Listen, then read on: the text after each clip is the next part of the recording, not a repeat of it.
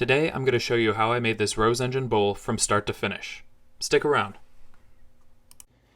So today we are going to start with a 4x4 block of kiln-dried sapele wood, and what I'm going to do is I'm going to measure out approximately 1.5 inches from one end, and we're going to go ahead and chop this off at the miter saw.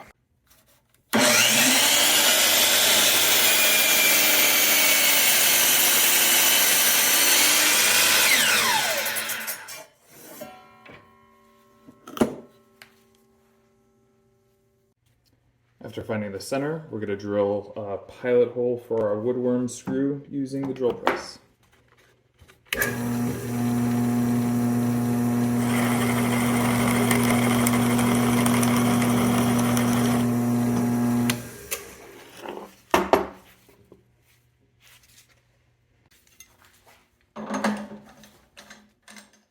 The next step is to put the chuck on the spindle, then mount the woodworm screw inside the chuck, and then mount the sapele blank to the woodworm screw.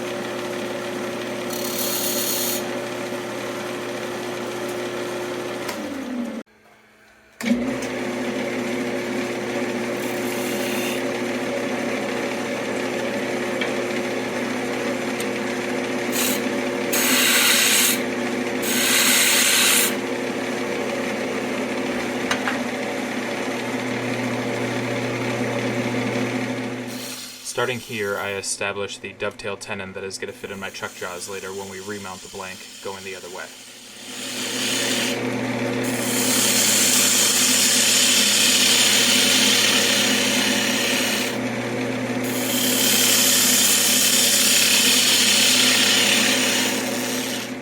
Remember to always slightly rebate the foot of your bowl.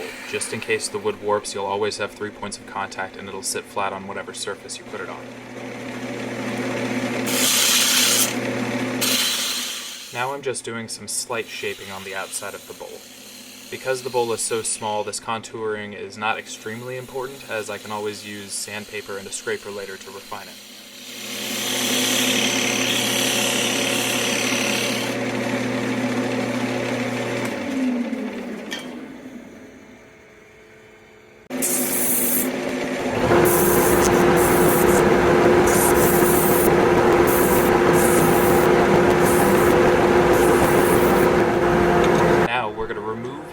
From the woodworm and reverse it into the chuck using the tenon that we created earlier.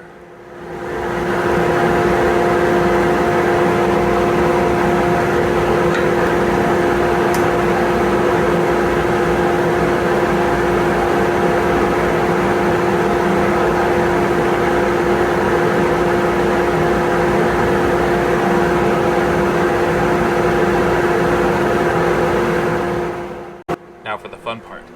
High-speed end-grain hollowing. There's some great videos out there about this on YouTube. I'll link a couple in the description below.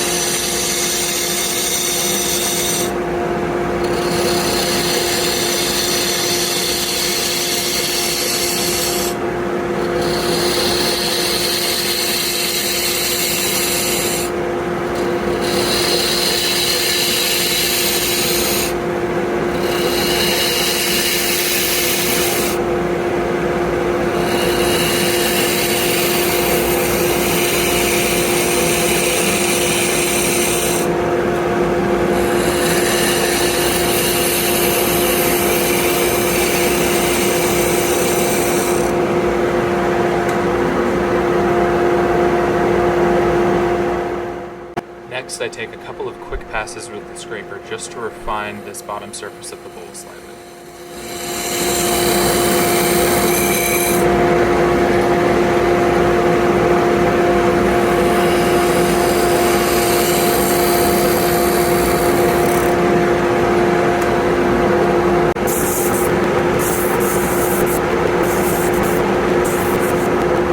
Now I'm going to take the entire truck with me over to the Rose engine.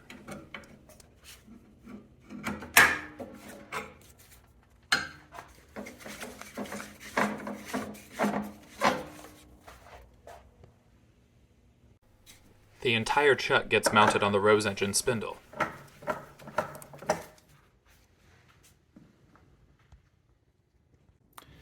Alright, so the device you see in front of you is the MDF Rose Engine Lathe. If you've ever seen one of my videos before, I've probably been using this. Just to give you a general overview of what's going to happen with this machine, as you can tell, the lathe has two main components here. One is the headstock, which rocks back and forth.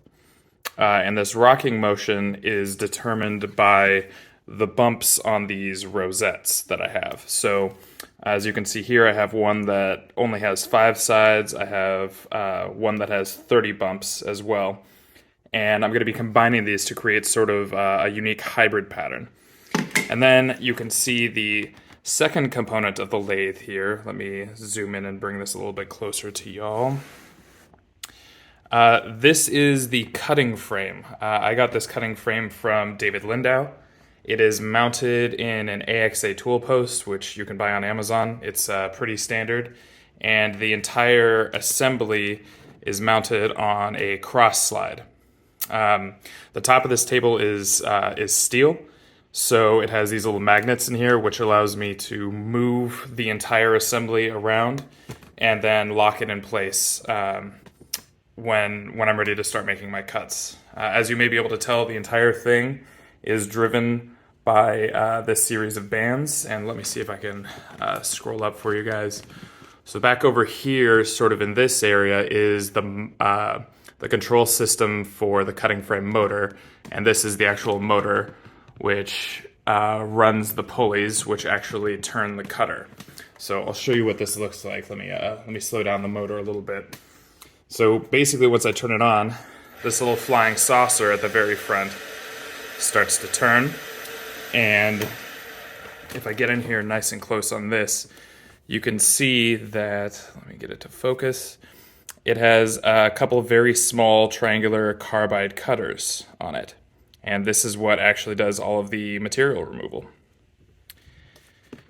So basically the idea is get this thing rocking back and forth, get this thing spinning super fast, and then bring them together. Alright, so I have the rosettes mounted on the back of the headstock now. And what we're going to do is turn this on and just see how this actually rotates. I want to make sure that I'm getting the top of the bump on the 5, but make sure that I'm getting the rest of the rotation on the 30. So I'm going to start the spindle here. As you can see, I have rotation.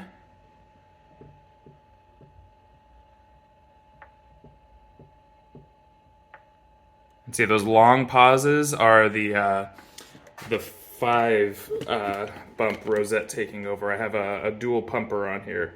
So right there, the 5 is taken over, and then it gets down in here, and then the 30 takes over, and then the 5, and then the 30, and back and forth.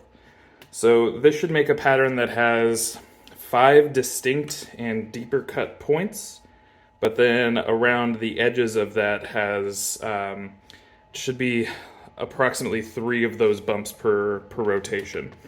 So we're just going to get everything set up and see how it looks in the bottom of the bowl. So the next thing I'm going to do is I'm going to move this entire cutting frame assembly so that it is centered on the bowl. And I'm going to try, basically what you see me doing is adjusting the carbide cutter using the pulley, just a fraction of a rotation at a time. And then I am going to lock the magnetic locks on the bottom in just a moment to make sure that the cutting frame assembly doesn't move once the tool starts moving. There is some vibration when the tool starts up, and I want to make sure that I don't jump off center.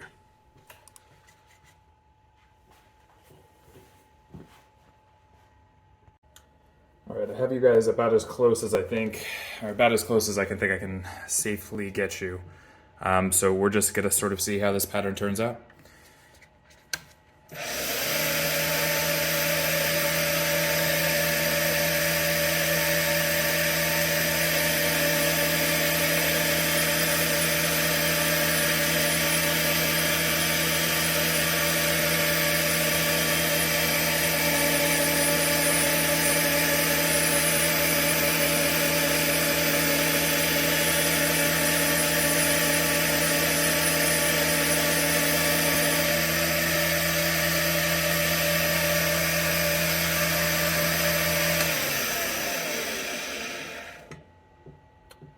All right, as you can see, we have a little bit of scorching going on the bottom here, so I'm gonna go ahead and speed the motor up so we're not lingering quite as long. And I'm gonna cut this out to see if we can get it a little bit clearer.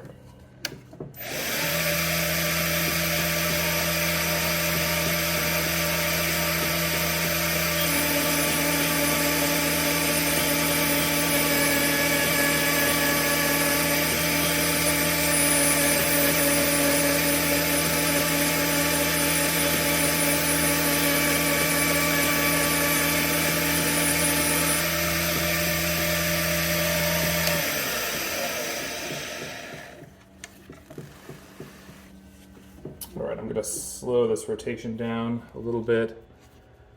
Yeah, so you can see we have a distinctly five-sided design, but with those 30 bumps in there.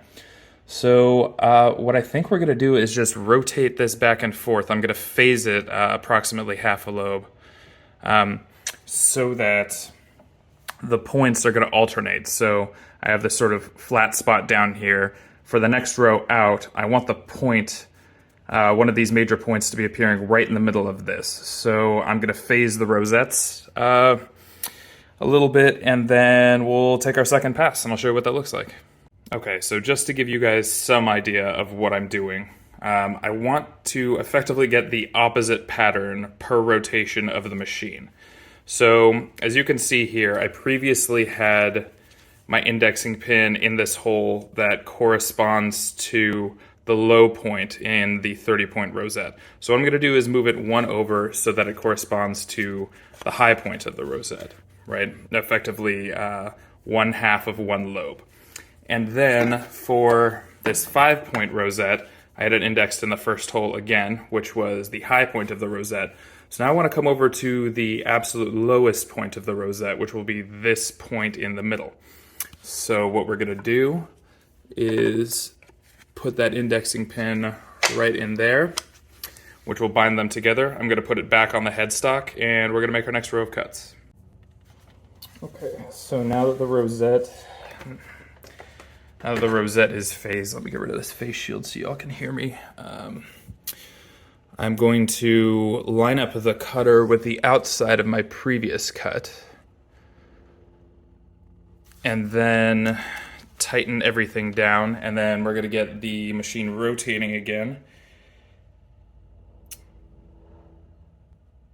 And then we're going to take our next row of cuts and see what it looks like together.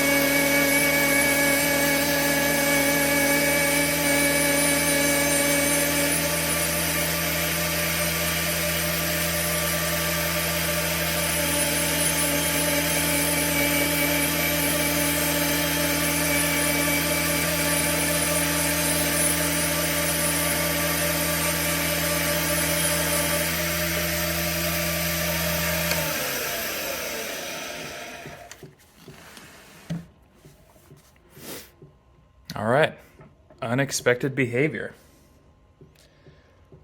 The points are tracking each other. Let me think about this for just a second. Okay, I figured out what the issue was. I indexed them back to their original positions before I went and made my next cut. So let's try this one just so I can show you the contrasting positions of the rosettes.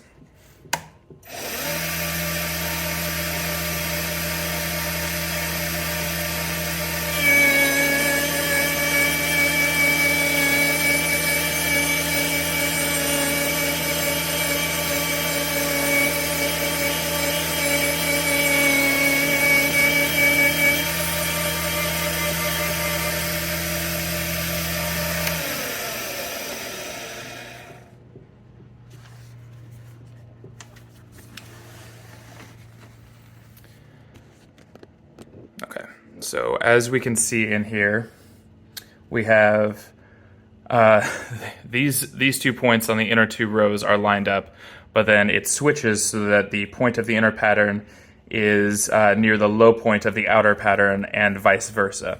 So I think I'm going to reverse the pattern one more time to try to get the starburst effect going around the outside where the rim transitions here, and we'll see what that looks like.